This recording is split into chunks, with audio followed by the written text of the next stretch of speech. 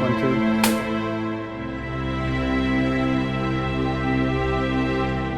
Well, the tour started in May in Europe, and most of my touring for the last, I guess, honestly, the last 10 years has been in Europe, because for some reason, I sell more records in Europe than I do in the States. I hadn't done a serious tour of the States in about 5 years.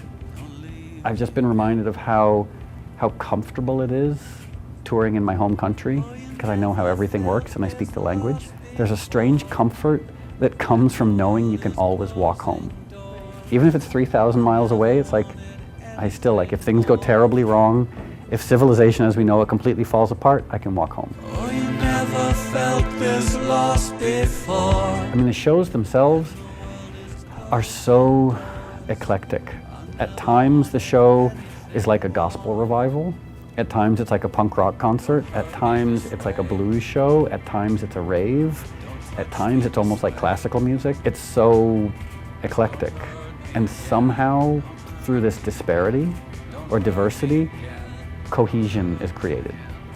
I mean, I've made a lot of different types of music in my life, because when I was really young, I played classical music, and then when I was about 14 years old, I discovered punk rock, and so I ditched music theory and classical music to play in punk rock bands. And then I would go to Manhattan to see punk rock bands, and I heard hip-hop DJs and electronic music DJs, so I, over time, sort of fell in love with everything.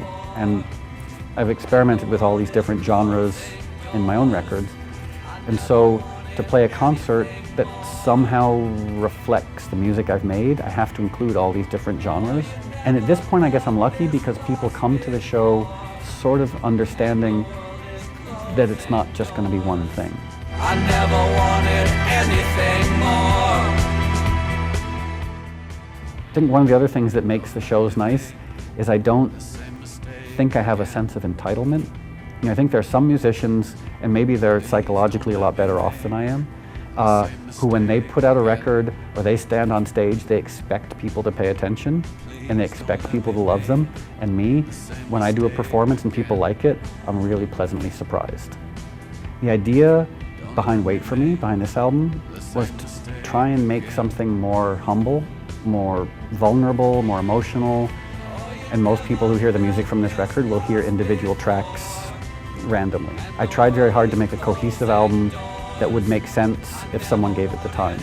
And I also wanted to make a record that wasn't intimidating, because I remember when I was growing up, I would buy cool magazines and cool records and go to cool clubs, and I assumed that everybody was cooler than me. And there's something exhausting about that. In the music world of 2009, every rapper is trying to be tougher than they really are. And every indie rocker is trying to be cooler and more esoteric than they really are. And every pop star is trying to be sexier than they really are. I find that kind of tiring.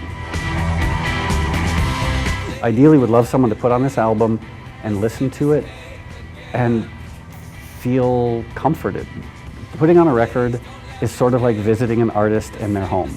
If someone comes to visit me, I want them to feel comfortable. You know, I don't want them to walk in and be intimidated because I'm being quiet and sullen and esoteric and sitting in the corner thinking dark thoughts. You know, I want them to feel welcome.